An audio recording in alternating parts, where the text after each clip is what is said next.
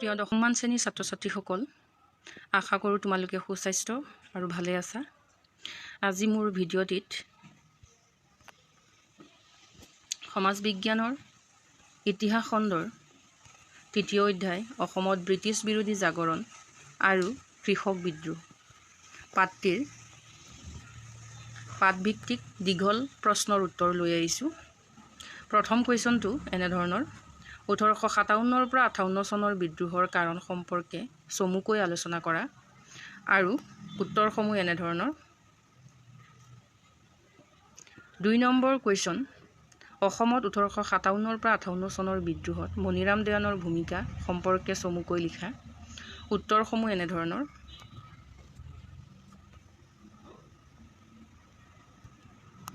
3 number question: কি কাৰণত অসমত 1857 পৰা 58 চনৰ বিদ্ৰোহ ব্যৰ্থ হৈছিল আলোচনা কৰা।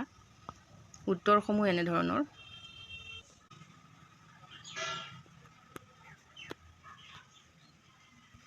4 নম্বৰ কুৱেশ্যন: অসমত 1857 চনৰ বিদ্ৰোহৰ গুৰুত্ব সম্পৰ্কে আলোচনা কৰা। আৰু উত্তৰসমূহ এনেধৰণৰ। ছাত্ৰ ছাত্ৰীসকল, আজিৰ মোৰ ভিডিঅ'টোত এই 4টা প্ৰশ্নই লৈ আহিছিলোঁ। আশা কৰোঁ তোমালোকে উপকৃত হ'বা।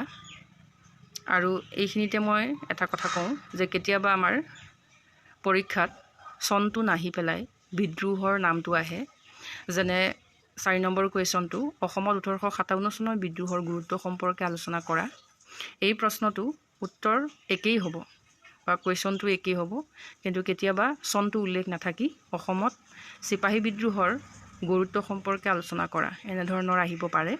সেইকাৰণে ছাত্ৰ ছাত্ৰীসকলক যাতে কুৱেশ্যনটো ভাল গুৰুত্ব সহকাৰে পঢ়ি লৈ বুজি লৈ পেলাই এনচাৰটো কৰিবলৈ ক'লোঁ।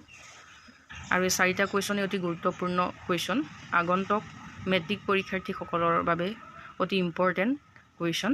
সেয়েহে তোমালোকলৈ আগবঢ়ালোঁ। আশা কৰোঁ তোমালোকে উপকৃত হ'বা। আৰু ইয়াতে মোৰ ভিডিঅ'টো আজি সামৰিলোঁ।